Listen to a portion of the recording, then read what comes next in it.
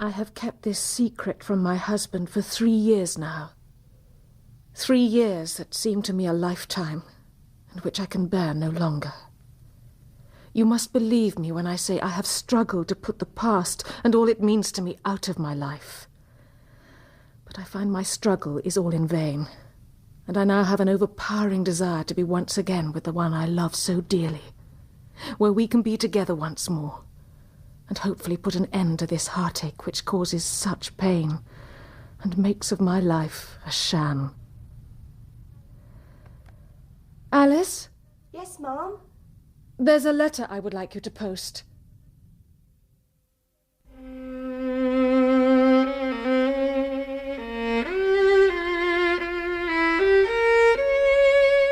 The Yellow Face by Sir Arthur Conan Doyle.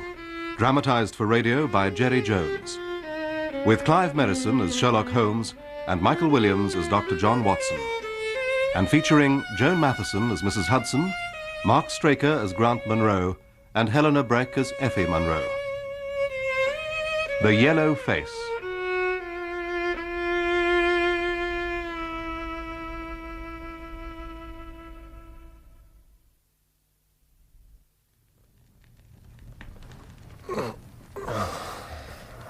More whiskey, Holmes? No, thank you, Watson. Kind of you, but I've drunk more than enough. Excuse my asking, but, anything wrong? In what way wrong? Well, I hesitate to say, but you look unwell, Holmes. Do I indeed? Not unwell, are you? No, Watson, I am not unwell. At least not what is normally meant by the term. Then what... Bored is what I am, my dear fellow. When I'm between cases, I feel bored. Bored to my very bones. Bored. Then perhaps another drink would help. Oh, very well. If only to halt your needless concern. Like a drink when you're down in the dumps. Except for cocaine, Watson. Well... That is the magic potion that gives me glimpses of paradise. And brings you down to earth with a bump. Like love, I'm told. Yes. Strange business, love. Nothing lasts, they say. They're right, Watson. Nothing is forever. Though boredom, I must say, gives a remarkably good impression of it. Holmes, I have a suggestion to make.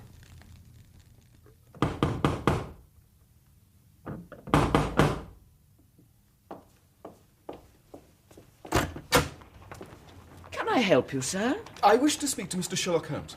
I'm afraid Mr. Holmes is not in at the moment, sir. Blast! But he will be returning, sir. Do you know how long he will be?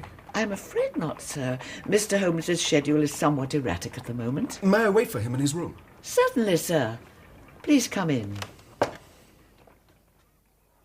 I should have known better than allow you to coax me into a stroll in the park, Watson. Let us sit down for a moment. Just look about you, Holmes. You must admit those trees are quite beautiful. Only if you will admit that relentless beauty can be devastatingly dull. Dull? This? You hardly know the meaning of the word, do you? I envy you, my dear fellow. I'm bored, and you walk constantly in wonder. Oh, I must say, Holmes, I shall certainly be glad when a new case comes your way. Very glad indeed. So will I. Oh, so will I. It's always the same. If you're not solving some mystery or other, you don't seem to be alive. Because I'm not. Cases are my reason, my only real reason for living. If you will not promise to love forever, said the man to his lady love, what is the point of forever? I still think the view beautiful from here. Yes? What's it like at midnight? Oh, cheer up, old friend. Something will happen. Of course. It always does. Here we are, sir. Please take a seat. Thank you. Is it all right if I smoke my pipe? I'm sure that is perfectly acceptable, sir. As you can see, Mr. Holmes is quite something of a pipe smoker himself. Now, you just sit down and relax, sir. I'm sure he'll not be too long. Relax. So easy to say. How can I relax? I must advise you, Watson, and I do it with all sincerity, should you ever in the future suggest a visit to the zoological gardens, I shall screech louder than any known monkey. But many of the animals are interesting, you have to admit. Let them from their cages, then they would be interesting. Well, yes. And now I suggest we release ourselves. Another walk? Yes. Home. Oh, sir, you're leaving. I certainly am. It seems he's never going to come. I'm sure you'll only need to wait a little longer, sir. Then I'll wait in the open air. I feel half choked. I really am sorry, sir, but as I said, Mr. Holmes's activities at the Yes, moment... yes, I know, but I'm stifled. I must get some air. As you wish, sir. I'm sure Mr. Holmes will be sorry to have missed you. Yes. Well, I'll be back before long. I'll let him know when he returns, sir.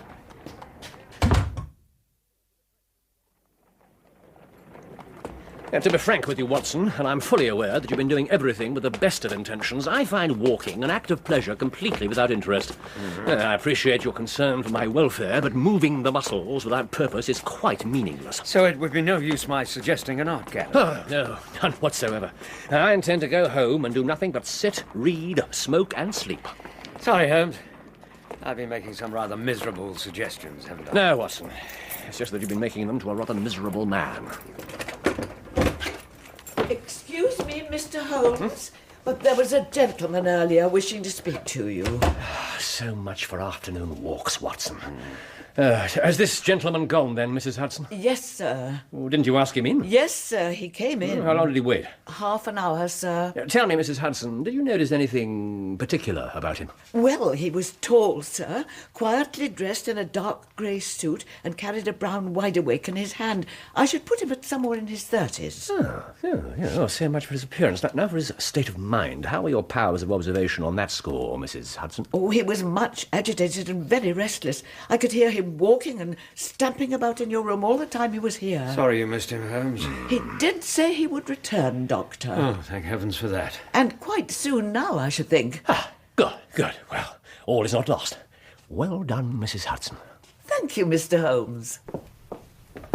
Come, Watson, we'll have a smoke and await our visitor. I say, old chap, you'll make a detective of Mrs. Hudson yet. Yes, indeed. Even if she will only match Lestrade in noticing the obvious. Still very annoying there, Watson. Yes.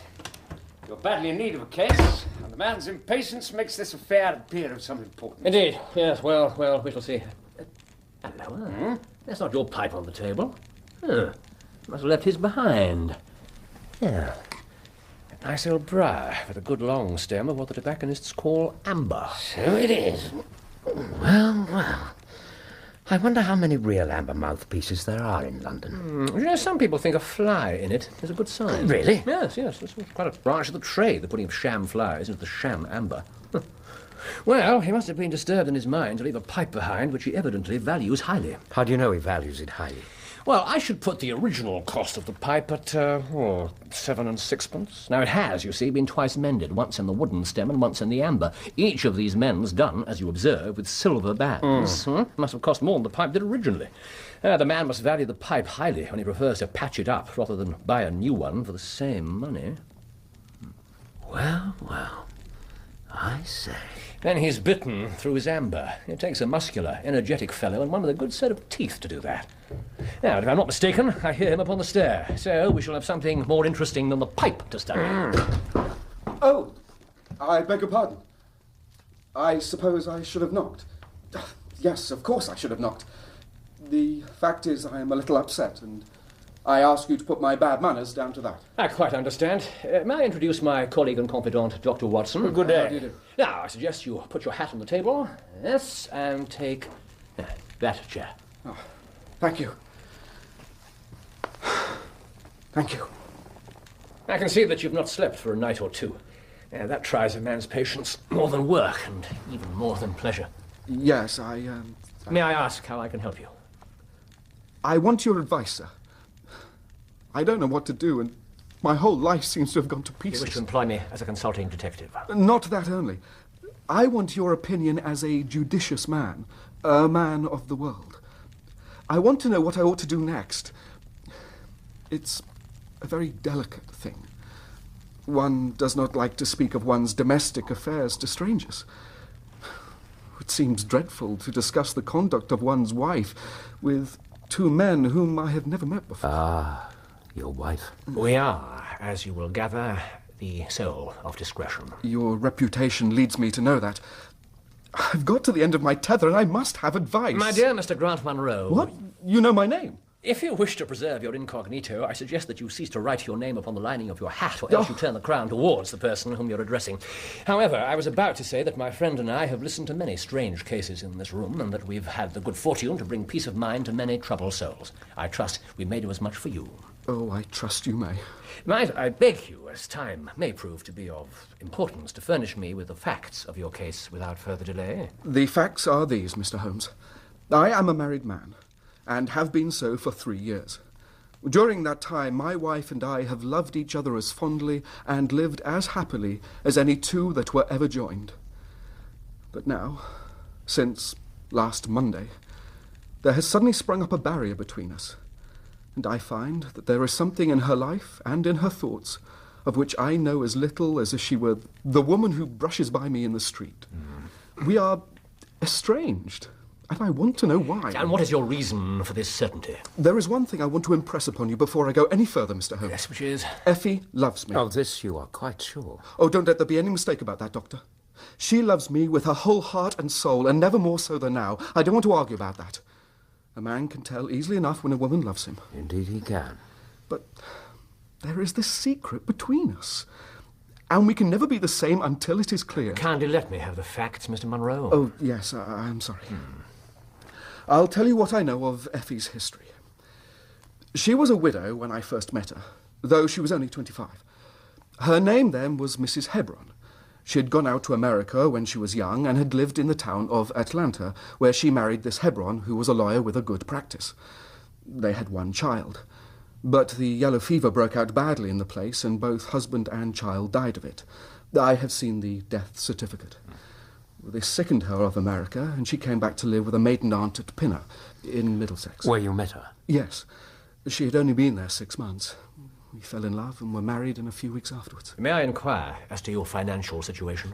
Her husband had left her well provided for, and she had a capital of about £4,500, which had been so well invested by him that it returned an average of 7%. And your own circumstances?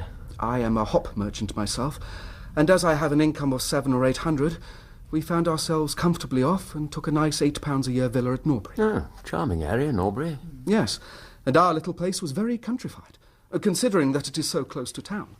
There is an inn, 2 houses a little above us, and a single cottage at the other side of the field which faces us. And except those, there are no other houses until you get halfway to the station. My business takes me into town at certain seasons, but in summer I have less to do, and then, in our country house, my wife and I have been as happy as could be wished. And now perhaps... Yes, if you would. My colleague is a little anxious for you to bring your story to the present. There's one thing I ought to tell you before I go further. Which is? When we married, my wife made over all her property to me, rather against my will, for I saw how awkward it would be if my business affairs went wrong. But she insisted? She would have it no other way, and it was done. Well, about 6 weeks ago, she came to me and said... Jack, when you took my money, you said that if ever I wanted any, I was to ask you for it. Certainly. It's all your own. What do you require? £5? 10? 20? No, Jack. I want £100. What on earth for? Now then, Jack, you said you were only my banker. Yes, that's right. Well, bankers do not ask questions. Well, if you really mean it, yes. Of course you can have the money. Oh, yes, I really mean it. And you won't tell me why you need it? Someday, perhaps. Someday. We don't usually have secrets between us. I am sorry. I wish it could be otherwise. Very well. I'll write you a cheque.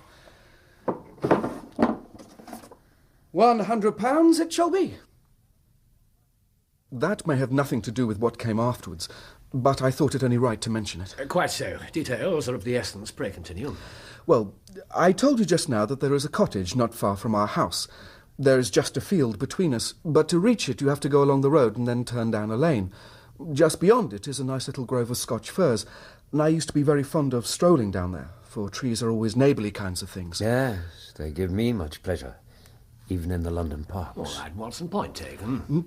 Well, the cottage had been standing empty this 8 months, and it was a pity, for it is a pretty two-storied place.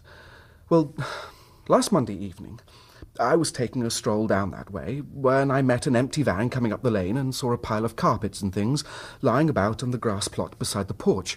It was clear that the cottage had at last been let. I walked past it, and then, stopping, as an idle man might, I ran my eye over it and wondered what sort of folk they were who come to live so near us. And as I looked, I suddenly became aware that a face was watching me from one of the upper windows. This clearly distressed you. Well, yes, dreadfully. I don't know what there was about it, Mr. Holmes, but it seemed to send a chill right down my back. I was some little way off, so that I could not make out the features, but there was something unnatural and inhuman about the face. Well, that was the impression I had, and I moved quickly forwards to get a nearer view of the person who was watching me. But as I did so, the face suddenly disappeared. So suddenly that it seemed to have been plucked away into the darkness of the room. I stood for 5 minutes thinking the business over and trying to analyse my impression. Was the face of a man or a woman? I could not tell, but the colour was what impressed me most. The colour? It was of a livid, dead yellow, and with something set and rigid about it. Jaundice, perhaps? I think not.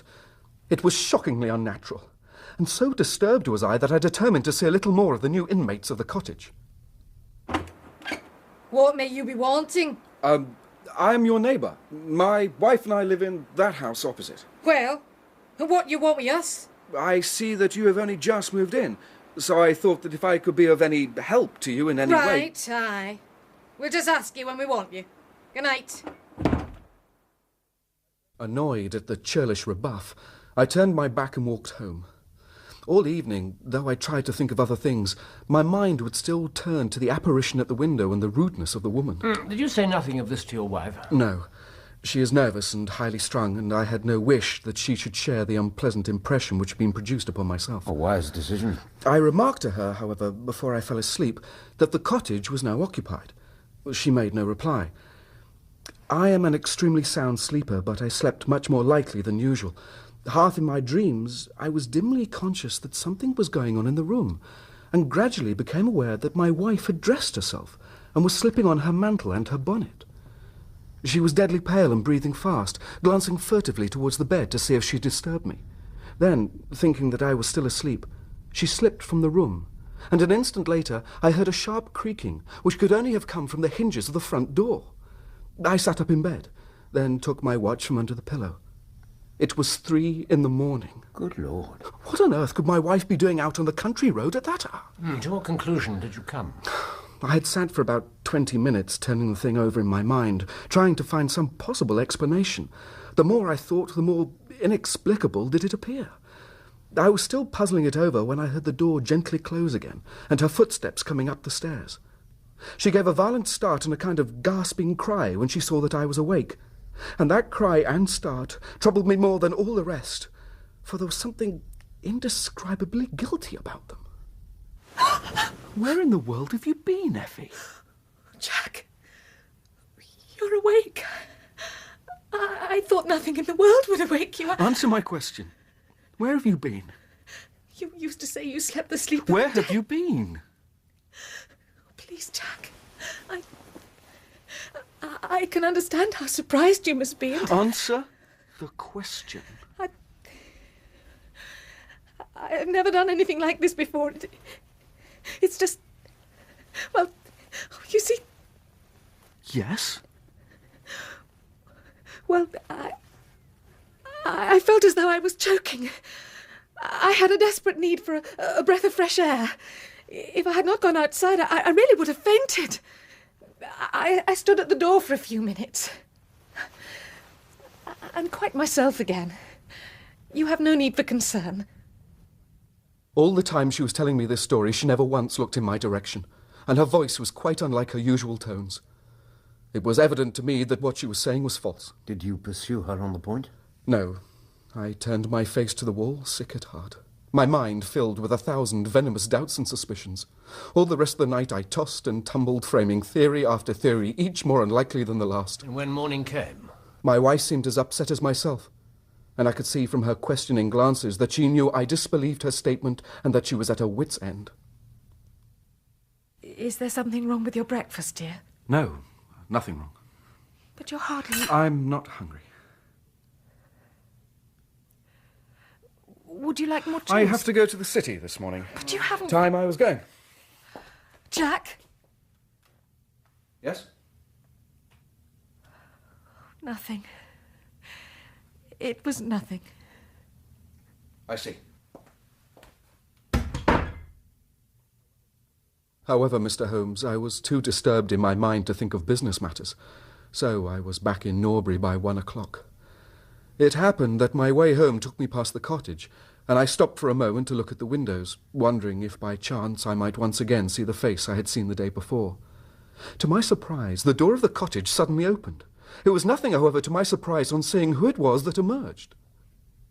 Jack, I've just been to see if I could be of any assistance to our new neighbours. Why do you look at me that way? So this is where you went on leaving your bed? What do you mean? I've never been here before.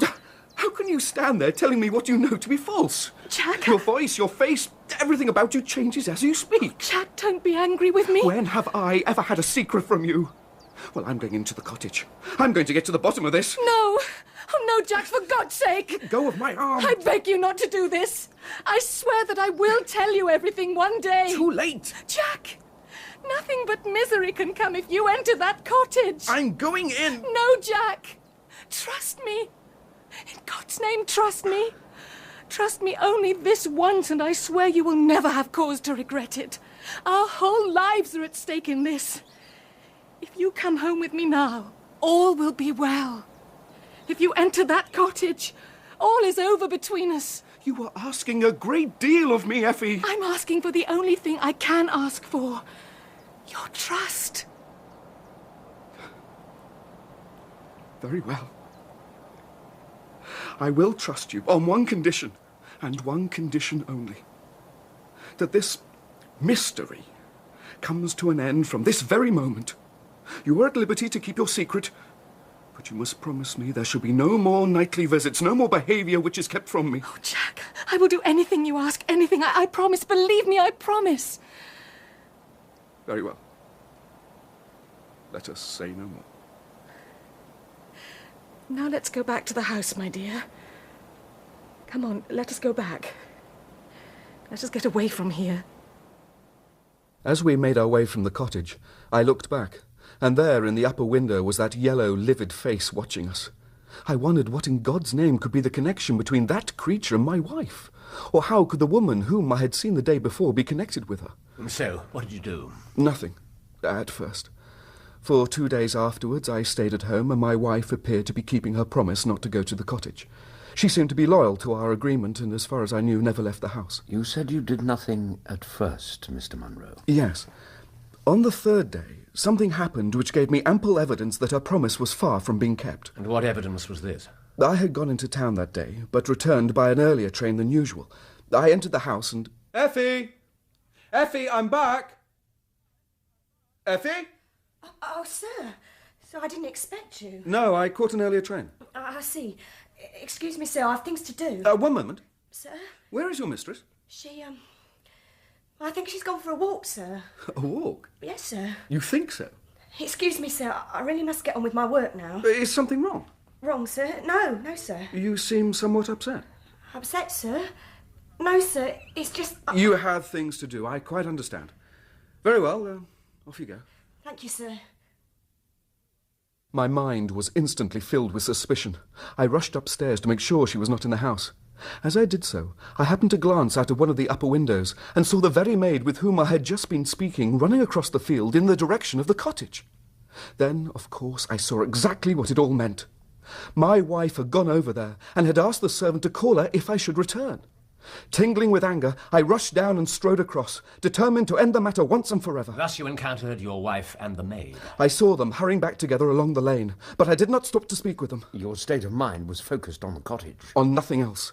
For in there lay the secret which was casting a shadow over my life, and I vowed that, come what might, it should be a secret no longer. I did not even knock when I reached it, but turned the handle and rushed into the passage. It was all still and quiet on the ground floor. A kettle was singing on the fire, and a large black cat lay coiled up in a basket. But there was no sign of the woman whom I had seen before.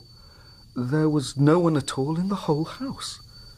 The furniture and pictures are of the most common and vulgar description, save in the one chamber at the window of which I had seen the strange face. That was comfortable and elegant. And all my suspicions rose into a fierce, bitter blaze when I saw that on the mantelpiece stood a full-length photograph of my wife, which had been taken at my request only 3 months ago. I left the place feeling a weight at my heart, such as I have never felt before. When I arrived home, my wife came out into the hall, but I was too hurt and angry to speak to her and went into my study.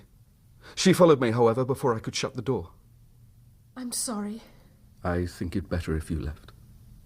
You've been to the cottage, have you not? I am sorry. Are you indeed? Well, your sorrow solves nothing. I'm sorry that I broke my promise to you. Oh, for God's sake, Effie, leave me alone. But if you knew all the circumstances, I'm sure you would forgive me. I think things have passed the point of forgiveness, don't you? But if only you Then knew you'd that... better tell me, hadn't you? I cannot. I cannot. Then all I say to you is that until you tell me who it is who has been living in that cottage, and who it is to whom you gave that photograph, there can be no confidences between us. Now I suggest you leave me in peace. Jack. Leave me in peace, Effie. Please.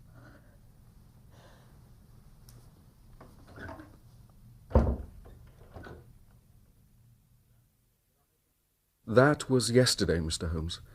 I have not seen her since, nor do I know any more of this strange business. All I know now is that my marriage, a marriage I treasured and thought secure, is now no more than a sham. I place myself unreservedly in your hands. So, you say it was unclear if the face at the window was a man or a woman. It was always at a distance. You do appear, however, to have been much affected by its appearance, the unusual colour, the strange rigidity, and so forth. And so would anyone. Tell me, how long is it since your wife asked you for the £100? Nearly 2 months. Yes, and have you ever seen a photograph of her first husband? No. There was a great fire in Atlanta shortly after his death, and all her papers were destroyed. And yet she has a certificate of death. You say you saw it. Oh, yes, she got a duplicate after the fire. Have you ever met anyone who knew her in America? No. Did she ever talk of revisiting the place? No. Or get letters from it? No. Yeah, thank you. Let me advise you, then. Return to Norbury and examine the windows of the cottage again. If you have reason to believe it inhabited, do not force your way in, but send a wire to my friend and me, and we'll be there within an hour of receiving it. And if it's empty? In that case, I shall come out tomorrow and talk it over with you. For now, goodbye. Above all, do not fret until you know that you really have cause. Thank you. Thank you both. I will be in touch with you. Before you go, Mr. Munro, your pipe. Oh, my pipe. So that's where I left it. Thank you. Goodbye, gentlemen. Goodbye, Mr. Munro. Well, well, well. And what do you think, Watson? I think a glass of something is called for. A glass, my dear fellow, a glass of something will be excellent, excellent. I must say, Holmes, it's good to see you in such fine spirits again. Well, as you know, there's nothing like an interesting case to set the pulse a-beating. Do you have a theory? Provisionally, yes. However, I shall be very surprised if it turns out not to be the correct one. But first, Watson, a little drink, and then a fine walk. A walk, Holmes? Why not? It's a beautiful day, and the exercise will do us good. But I thought you The drink, Watson, the drink.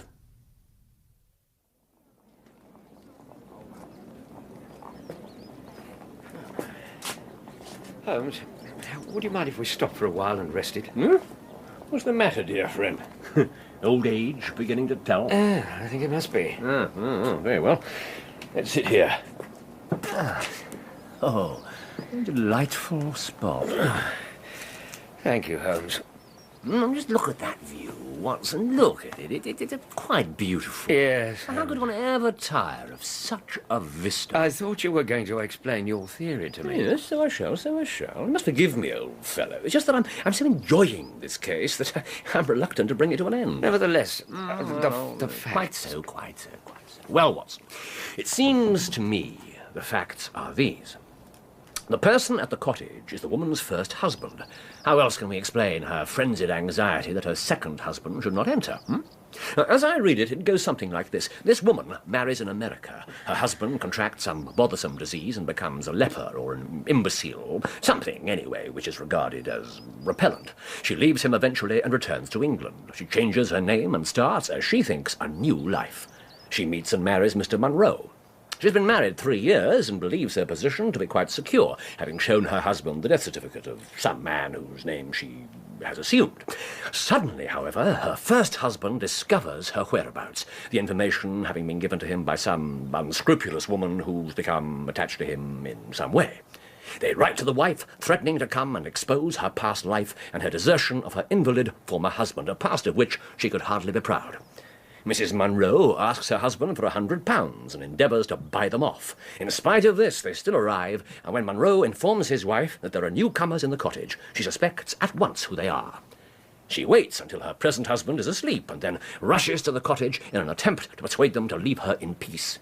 Having no success, she goes again the following morning, and her husband meets her coming out as he told us. She promises never to go there again, but 2 days later, the desire to get rid of those dreadful neighbours is too strong, and she makes one more attempt, taking with her her photograph, which, no doubt, has been demanded from her to strengthen their blackmail.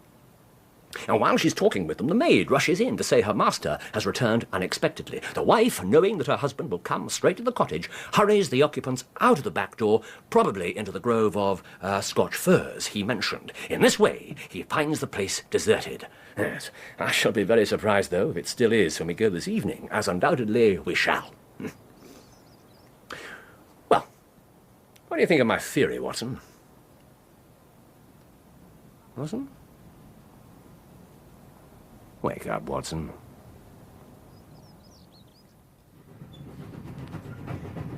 The cottage is still rented. Has seen face again at window. Will meet the 7 o'clock train and will take no steps until you arrive.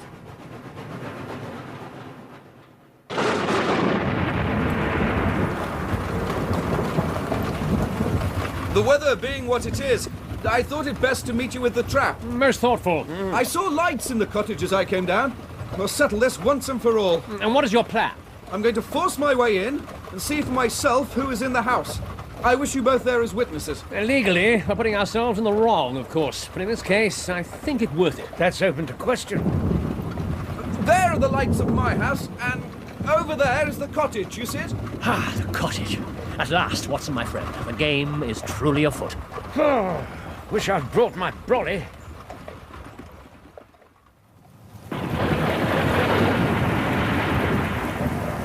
Now then, for a few answers. Oh, look! Look there in the upper window. It's the creature. Now you've seen for yourselves. You've seen for yourselves.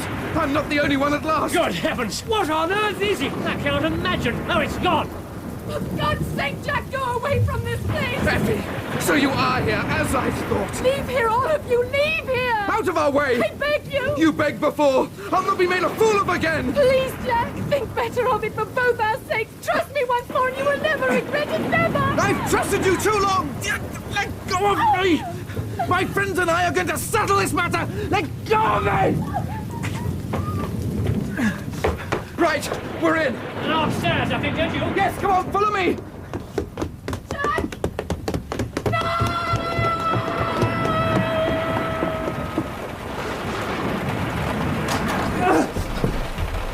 What?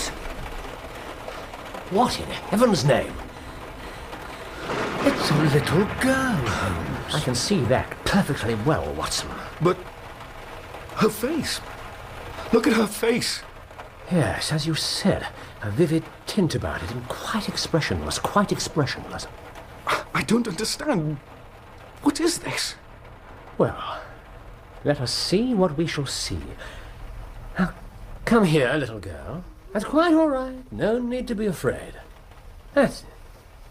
That's it. There now. Well, as you can see now, Mr. Munro, it's not a face at all, but a mask. A mask? Why is she wearing And now, as you will also see, I remove it. God!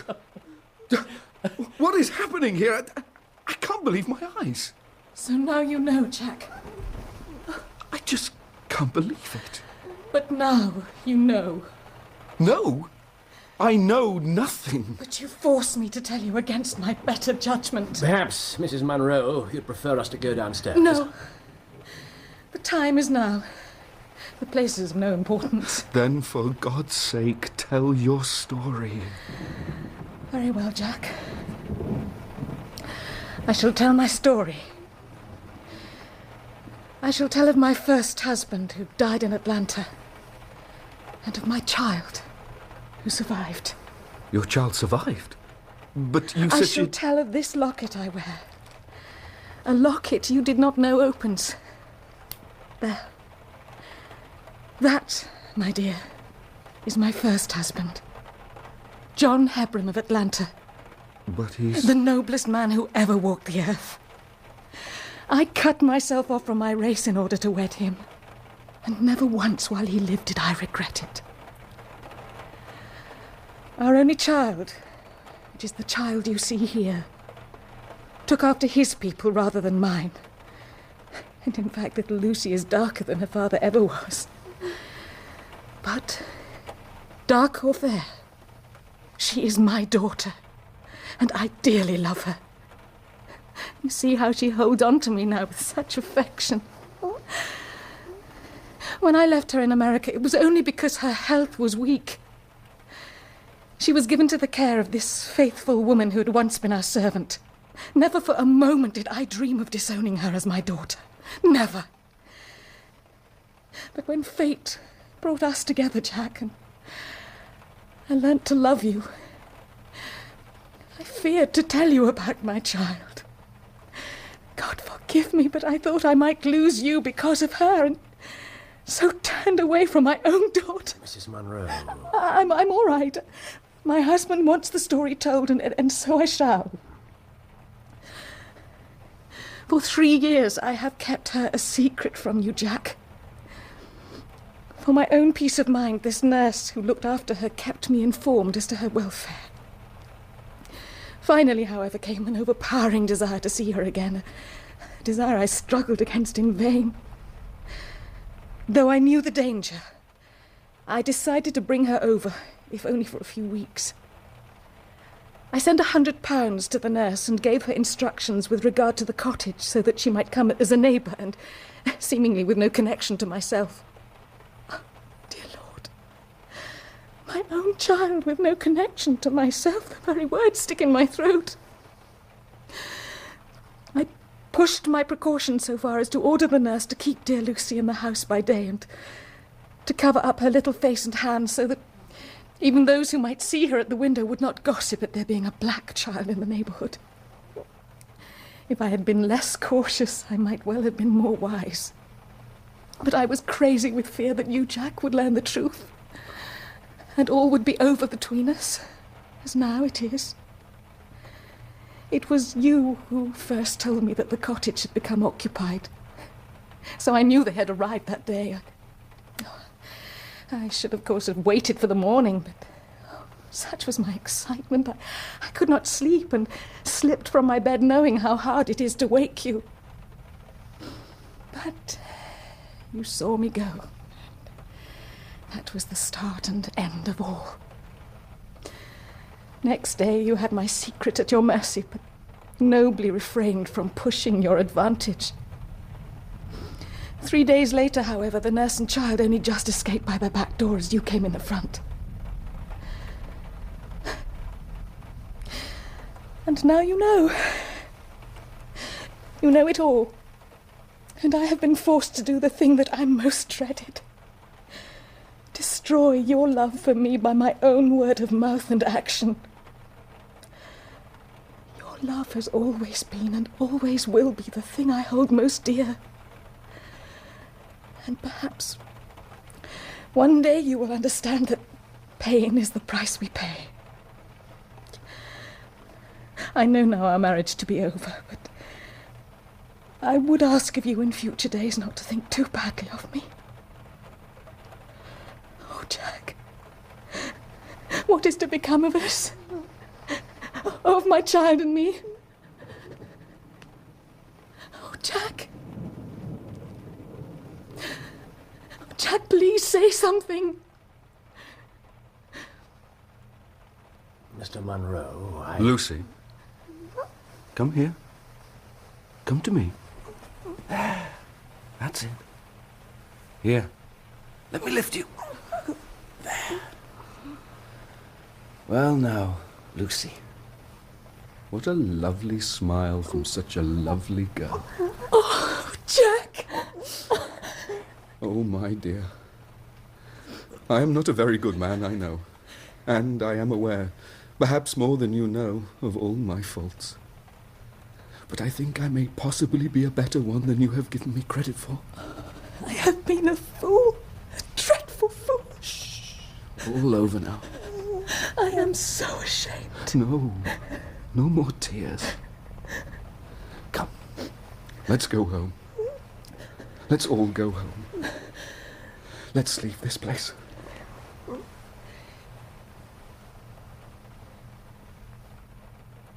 Yes.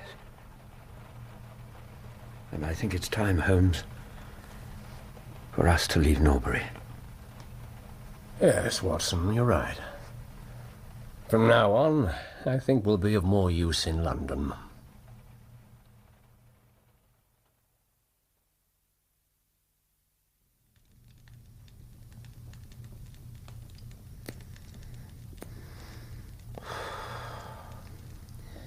You're very quiet, old fellow. The journey back. All through supper, you've hardly said a word. No. Why so gloomy? The case had a successful outcome, even if events were not quite as you predicted. Oh, yes. Not worried about that young family, are you? No, Watson, I'm not, no. In fact, rarely have I been so gratified to be wrong. Oh. The sight of them walking into their home to start a new and proper life together is worth all my own errors. Exactly. So don't wallow in your failure to deduce an explanation which only Mrs. Munro herself could give. After all, if we hadn't gone to Norbury, the true story might never have been known. And there wouldn't have been a happy ending. Right as always, old friend. Nevertheless, I shall take my candle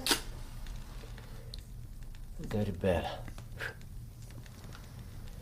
I've learnt a lesson about myself today.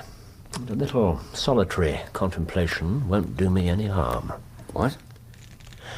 Watson, if it should ever strike you that I am getting a little overconfident in my powers or giving less pains to a case than it deserves, kindly whisper Norbury in my ear, and I shall be infinitely obliged to you. You may depend on it. Good night, Holmes. Good night, Watson.